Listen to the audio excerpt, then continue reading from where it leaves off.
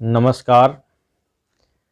आज हम वैद्यनाथ मिश्र नागार्जुन, जिन्हें बाबा नागार्जुन के नाम से जाना जाता है, जो प्रगतिवादी काव्य के सबसे बड़े कवि माने गए हैं, इनकी एक बहुचर्चित कविता है अकाल और उसके बाद। अकाल और उसके बाद कविता अपने कलेवर में तो बहुत छोटी है, किंतु उसका प्रभाव बहुत अधिक है। नागार्जुन ने यह कविता सिर्फ 8 पंक्तियों में लिखी है और इसकी 4 पंक्तियां अकाल को दर्शा रही हैं और अगली 4 पंक्तियां अकाल के बाद की स्थिति को दर्शा रही हैं। यह कविता उनके काव्य संग्रह सतरंगे पंखों वाली में संग्रहित है, जो सन 1959 में प्रकाशित हुआ। इस कविता में नागार्जुन ने साधारण एक कृषक परिवार की दशा का वर्णन किया है। चूँकि नागार्जुन जनवादी कवि हैं और सामान्य जन की जो स्थिति है उसी का वर्णन इसमें उन्होंने किया है। इस कविता को हम 2 भागों में देखेंगे, पहले 4 पंक्तियां और दूसरे भाग में फिर 4 पंक्तियां। तो पहले भाग की 4 पंक्तियों को देखा जाए, उसकी चर्चा की जाए। कई दिनों तक चूल्हा रोया, चक्की रही उदास, कई दिनों तक कानी कुतिया सोई उनके पास, कई दिनों तक लगी भीत पर छिपकलियों की गश्त, कई दिनों तक चूहों की भी हालत रही शिकस्त। यहाँ कई दिनों तक, प्रारंभ में हर पंक्ति में कई दिनों तक आया है। कई दिनों तक चूल्हा रोता रहा। कितने दिनों तक कोई निश्चित नहीं, काफी दिनों तक।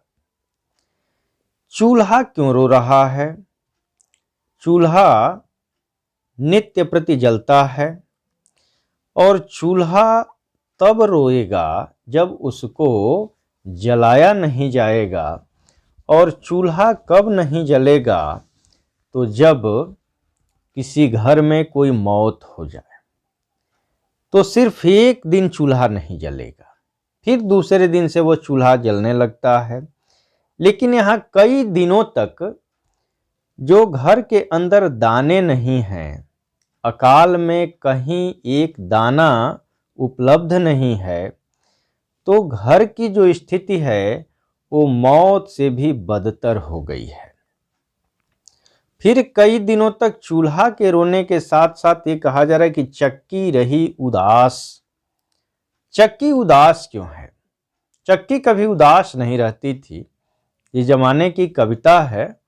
उस समय घरों में निरंतर चक्की चलती रहती थी और जब चक्की चलती थी तो जो महिलाएं उस चक्की में अनाज पीसने का काम करती थी वो गीत गाती थीं और साथ साथ चक्की की जो ध्वनि आती थी वह भी संगीतमय होता था। लेकिन आज जब घर के अंदर दाने नहीं हैं तो चक्की को चलाने का कोई कारण नहीं है, इसलिए चक्की उदास पड़ी है। घर में जितने भी कमरे होते हैं उन कमरों में जिसमें चूल्हा हो, जिसमें चक्की हो, वह सबसे पवित्र माना जाता है। लेकिन आज स्थिति यह हो गई है कि कई दिनों तक कानी कुतिया सोई उनके पास। कानी कुतिया उनके पास सो रही है। कुत्ता जिस स्थान को स्पर्श करता है वह अपवित्र माना जाता है और वह कुत्ता आज रसोई घर तक, चूल्हे तक पहुंच गया है और पहुंच ही नहीं गया है, आराम से वहां सो रहा है। लेकिन एक कुत्ता नहीं, कुतिया है, और कुतिया नहीं, कानी कुतिया है। अब कानी कुतिया क्यों? तो कुत्ते को कुछ अच्छे लोग पालते हैं, लेकिन सामान्य घरों में कुतिया रहती है, उसमें भी कानी कुतिया है, तो यहाँ दयनीय स्थिति को दर्शाया जा रहा है। दूसरा अर्थ इसका यह ले सकते हैं कि जो कुत्ते होते हैं उनमें चोरी की प्रवृत्ति कम होती है, लेकिन कुतिया में यह चोरी की प्रवृत्ति अधिक होती है। और कुतिया में भी अगर कानी कुतिया हो तो यह प्रवृत्ति ज़्यादा देखने को मिलती है। लेकिन आज उस घर की स्थिति ऐसी है कि वह कानी कुतिया चूल्हा और चक्की के पास आराम से सो रही है। उसके सोने से चूल्हा और चक्की की पवित्रता पर कोई असर नहीं पड़ रहा है। तीसरी पंक्ति है कि कई दिनों तक लगी भीत पर छिपकलियों की गश्त। जो छिपकलियां हैं वो दीवारों पर गश्त लगा रही हैं कि कहीं कोई कीट पतंग मिले और वह भोजन ग्रहण करें। तो जिस घर में दाने नहीं होंगे उस घर में कीट पतंग भी नहीं होंगे। जहां मुर्दनी छाई हुई है, हर जगह सुनसान पड़ा हुआ है, वहाँ कीट पतंग भी नहीं हैं। तो छिपकलियाँ गश्त लगा रही हैं, लेकिन उन्हें भी खाने के लिए कीट पतंगे तक नहीं मिल रहे हैं। चौथी पंक्ति है कि कई दिनों तक चूहों की भी हालत रही शिकस्त। जो चूहे हैं वो बिलों से निकल करके और इधर उधर चक्रमण कर रहे हैं कि कहीं कोई एक दाना भी मिल जाए, लेकिन घर में दाने एकदम से नहीं हैं। चूहे लाख प्रयास कर रहे हैं, लेकिन उन्हें कुछ खाने को नहीं मिल रहा है। तो इसलिए कवि कह रहा है कि कई दिनों तक चूहों की भी हालत रही शिकस्त।